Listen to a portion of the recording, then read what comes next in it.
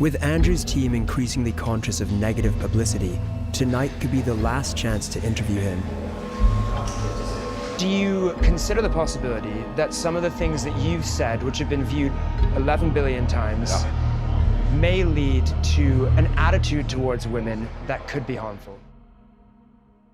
I accept that across all of that viewership, I have perhaps, possibly, maybe said one thing, or maybe two, that has upset a large range of people. Wouldn't it make sense to just apologize for some of the things you've said, acknowledge that they have caused harm, and say that you won't say those things again? No, and I'll tell you why. I'm not gonna apologize for the edits of other people.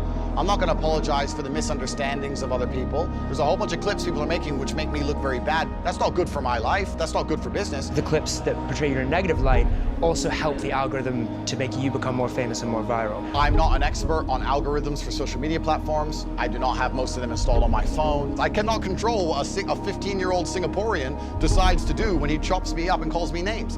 I can't control that, and I wouldn't try to. When you search for your name in Google, one of the associated terms is human trafficking. I was not formally charged. I have no criminal record. I've never human trafficked anyone in my life. Why then have the Romanian police said that the investigation is ongoing? I'm not sure where you got that information from. I'm not sure who said it. Is there some kind of procedure that must be completed? I don't know. There has been a lot of bad press about you. That's made some nervousness within members of the war, and why is that?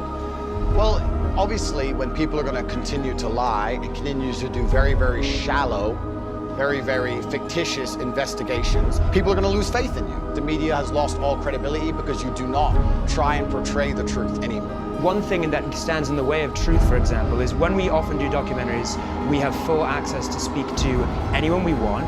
But in this documentary, we've been very closely watched by the Sartorial shooter at Alpha Wolf, picking who we can speak to, you know, monitoring the interview.